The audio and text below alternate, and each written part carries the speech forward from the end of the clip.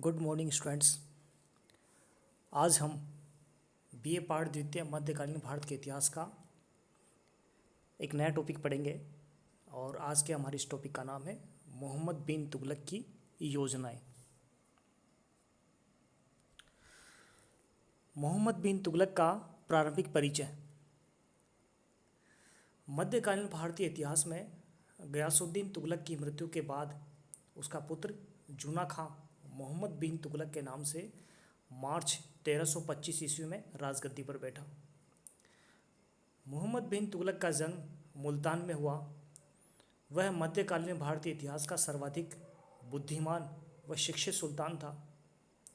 सुल्तान को अनेक भाषाओं का ज्ञान था, जिसमें तुर्की, अरबी, फारसी तथा संस्कृत भाषाएं थी। मोहम्मद बिन तुगलक बहुत ही विद्वान और बुद्धिमान शासक था।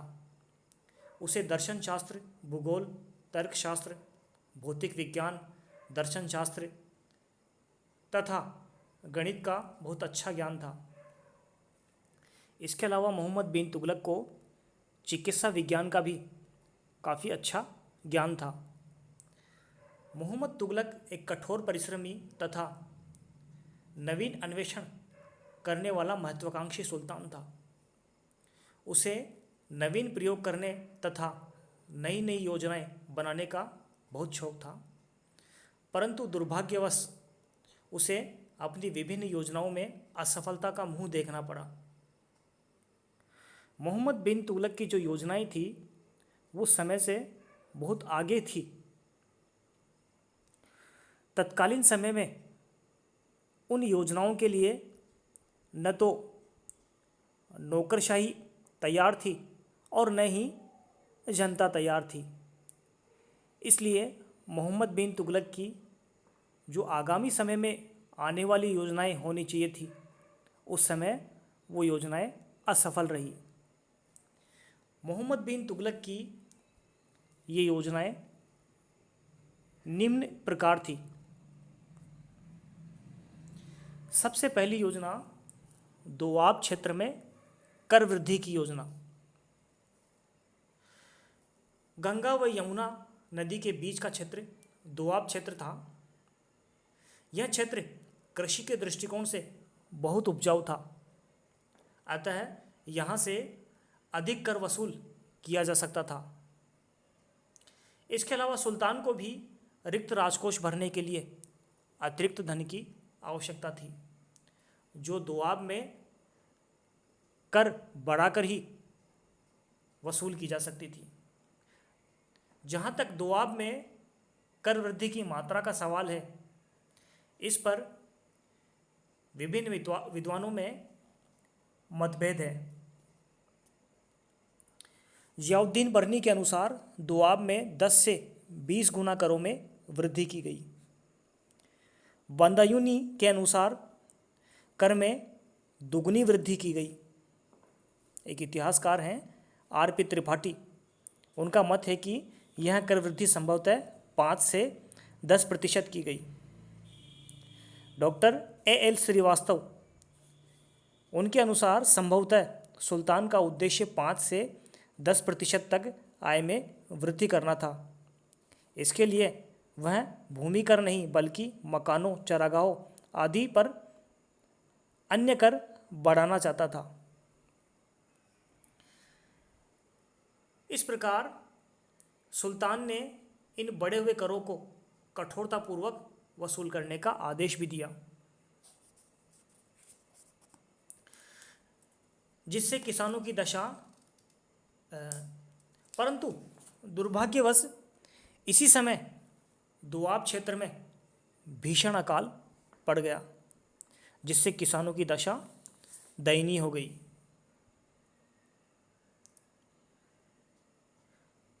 इसके बावजूद राजस्व कर्मचारियों ने कर वसूली का कार्य जारी रखा।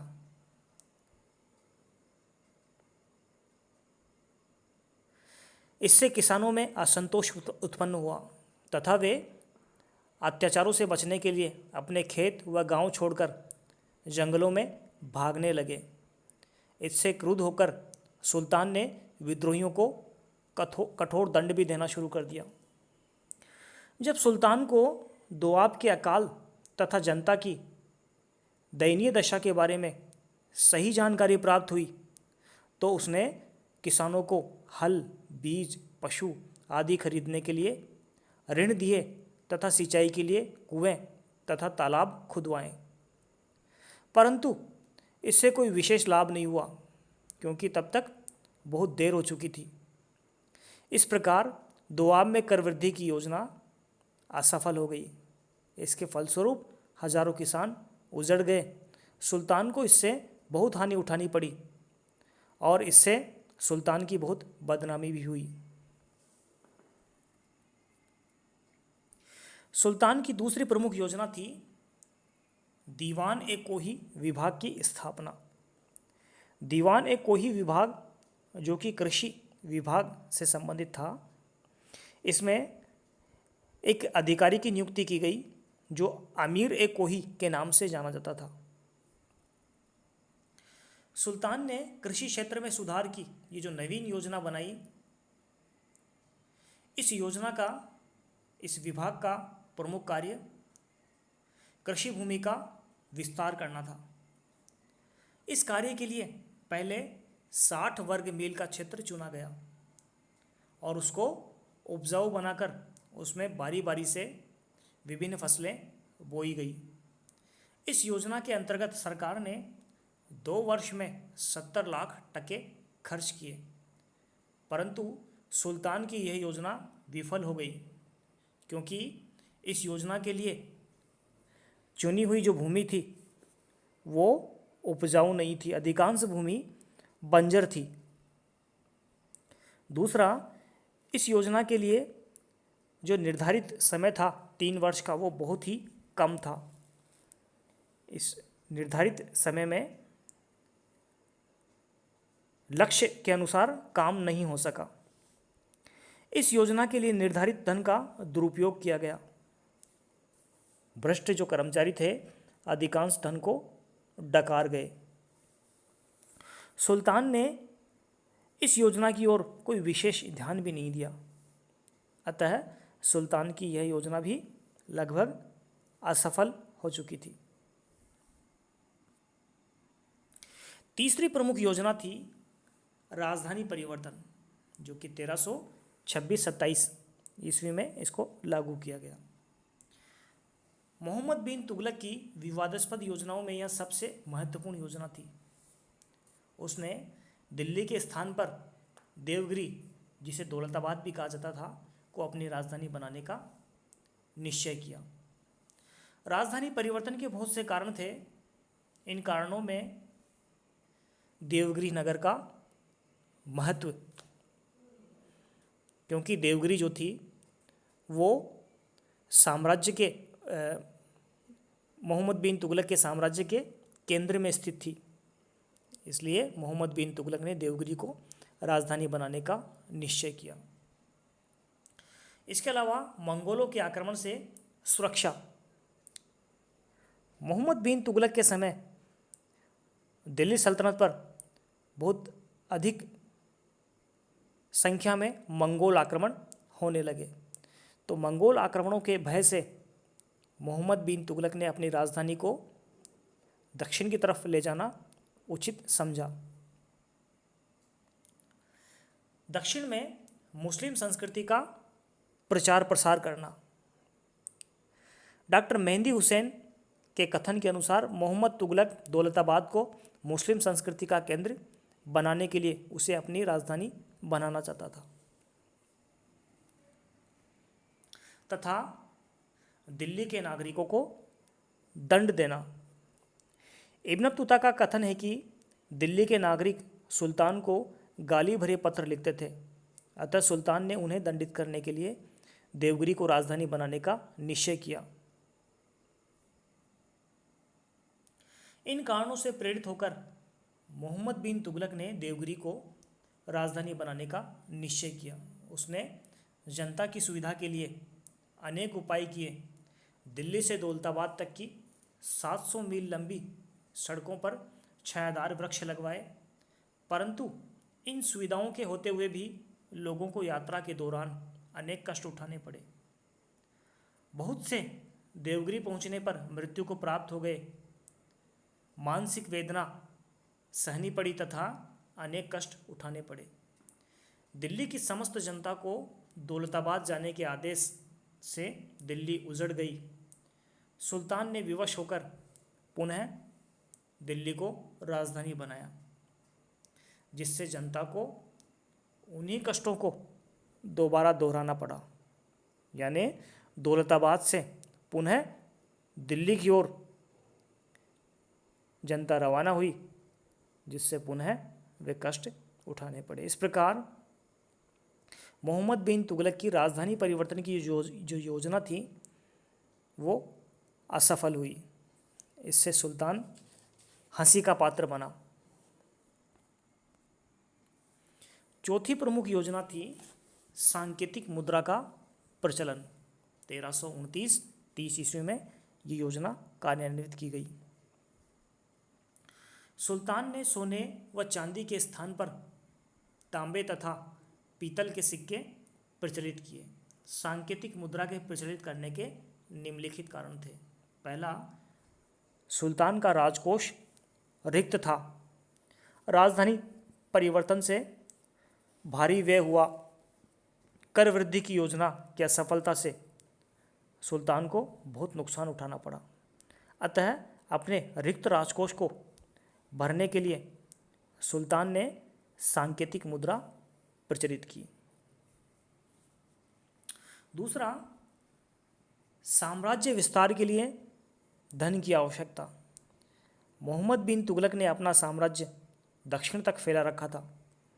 अतः मोहम्मद बिन तुगलक को अपने प्रशासनिक खर्चे पूरे करने के लिए अधिक धन की आवश्यकता थी। अतः उसने सांकेतिक मुद्रा प्रचलित करने का निश्चय किया। अगला कारण था चांदी का अभाव। गार्डनर ब्राउन जो एक इतिहासकार हैं, वो उनका कथन है कि मोहम्मद तुगलक के शासनकाल में भारत में ही नहीं अपितु समस्त विश्व में चांदी का अभाव था। अतः सुल्तान ने चांदी के अभाव के कारण सांकेतिक मुद्रा चलाने का निश्चय किया। चीनी और फारसी शासकों का अनुकरण करना। 13वीं शताब्दी में चीन और फारस के शासकों ने अपने देश में सांकेतिक मुद्राएं प्रचलित की थी। अतः मोहम्मद बिन तुगलक ने भी उनका अनुसरण करते हुए सांकेतिक मुद्रा प्रचलित करने का निश्चय किया। मोहम्मद बिन तुगलक की सांकेतिक मुद्रा प्रचलित करने की योजना बहुत अच्छी थी, परंतु ये योजना समय से बहुत आगे थी। इस योजना में बहुत सी कमियां रह गई। सुल्तान ने सरकारी टकसाल पर राज्य का एकाधिकार तो स्थापित कर दिया, लेकिन उन टकसालों पर कठोर नियंत्रण नहीं रखा। बहुत से लोग ऐसे थे जिनके पास पीतल और तांबा या तांबे के बर्तन वगैरह जो थे, वो इन टकसालों में ले जाते और रिश्वत देकर उनके सिक्के ढलवाने का काम करवा लाते। तो इस प्रकार लोगों ने सोने चांदी के सिक्कों को छपा कर रख लिया और राजकीय करों का भुगतान इन्हीं जाली तांबे के सिक्कों में करने लगे। इससे व्यापार व्यवस्था चौपट हो गई, देश में अशांति और अव्यवस्था फैल गई। अंत में विवश होकर सुल्तान ने 3 से 4 वर्ष पश्चात अपनी सांकेतिक मुद्रा की योजना को त्याग दिया और एक आदेश निकलवाया कि जिन लोगों के पास तांबे और पीतल के सिक्के हैं वे उन्हें राजकोष में जमा करवाकर उसके बदले में सोने और चांदी के सिक्के ले जाएं। इससे सुल्तान के राजकोष को और अधिक नुकसान हुआ। इस प्रकार सांकेतिक मुद्रा की जो योजना थी वो लगभग असफल रही। 5वीं प्रमुख योजना थी खुरासान विजय की योजना। खुरासान राज्य के असंतुष्ट अमीरों ने मोहम्मद तुगलक के दरबार में शरण प्राप्त की थी। अमीरों ने अपने स्वार्थों की पूर्ति के लिए सुल्तान को खुरासान पर आक्रमण करने के लिए प्रेरित किया। इसी समय मंगोल शासक तरमशीरी भी खुरासान पर आक्रमण करने की योजना बना रहा था। उसे मिस्र के शासक ने सहयोग देने का आश्वासन भी दिया। अतः सुल्तान ने खुरासान पर आक्रमण करने का निश्चय किया। उसने खुरासान की विजय के लिए लगभग 3,70,000 सैनिकों की एक विशाल सेना तैयार की और उसे 1 वर्ष का अग्रिम वेतन भी दे दिया। परंतु इस योजना को लागू नहीं किया जा सका। समय से पूर्व ही इस योजना को त्याग दिया गया और सेना को भंग कर दिया गया। इस योजना के परित्याग का एक कारण यह भी था कि सुल्तान ने यह अनुभव किया कि खुरासान तथा भारत के बीच स्थित बर्फ से ढके हुए विशाल पर्वतों को पार करना तथा मार्ग के शत्रु से टक्कर लेना अत्यंत कठिन कार्य था। दूसरा, मध्य एशिया की राजनीतिक स्थिति भी काफ़ी बदल चुकी थी। अतः सुल्तान को अपनी इस योजना को स्थगित करना पड़ा। परंतु जो सेना को अग्रिम वेतन दे दिया गया, इससे सुल्तान के राजकोष का हाल अस्त व्यस्त हो गया। अगली प्रमुख योजना थी कराजल पर आक्रमण 1337-38 ईस्वी। कराजल का राज्य हिमालय की तराई में स्थित आधुनिक कुमायूं जिले में स्थित था। मोहम्मद तुगलक के शासनकाल में चीन के शासकों ने हिमालय की तराई में स्थित हिंदू राज्यों की सीमाओं पर आक्रमण किया। इससे मोहम्मद तुगलक चिंतित हो गया। अतः उसने कराजल पर आक्रमण करने का निश्चय किया ताकि वह अपने साम्राज्य की उत्तरी सीमाओं को सुरक्षित कर सके। मोहम्मद तुगलक ने कराजल पर आक्रमण करने के लिए खुसरो मलिक के नेतृत्व में लगभग 1 लाख सैनिकों की विशाल सेना भेजी। युद्ध प्रारंभ हुआ और शीघ्र ही वर्षा ऋतु प्रारंभ हो जाने के कारण सेना दुर्गम पर्वतीय क्षेत्र में फंस गई। इस आक्रमण से सुल्तान की सेना को भारी क्षति उठानी पड़ी। केवल 10 सैनिक ही बचकर दिल्ली लौट सके। बाकी सेना वापसी में मारी गई।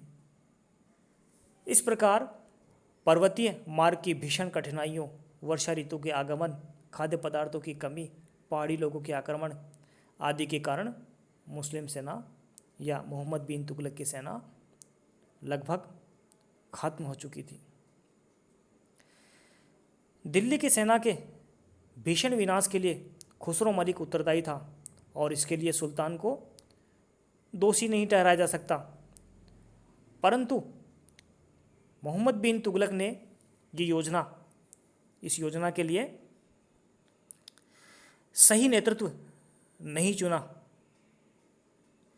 इस सैनिक अभियान के कारण मोहम्मद तुगलक की बहुत बड़ी सेना नष्ट हो गई और जनता में उसके विरुद्ध तीव्र असंतोष उत्पन्न हुआ। फिर भी सुल्तान अपना राजनीतिक उद्देश्य प्राप्त करने में सफल हुआ। यद्यपि पर्वतीय राजा ने सुल्तान को कर देना स्वीकार कर लिया, परंतु इससे मोहम्मद तुगलक को सैन्य शक्ति की हानि उठानी पड़ी। साथ ही राजकोष पर भी बहुत अधिक भार आया। इस प्रकार मोहम्मद बिन तुगलक की जो योजनाएं थी, हालांकि योजनाएं बहुत अच्छी थी, लेकिन परिस्थितियों के कारण विशेष गलत समय में ये योजनाएं लागू की गई। अतः मोहम्मद बिन तुगलक की ये योजनाएं असफल साबित हुई।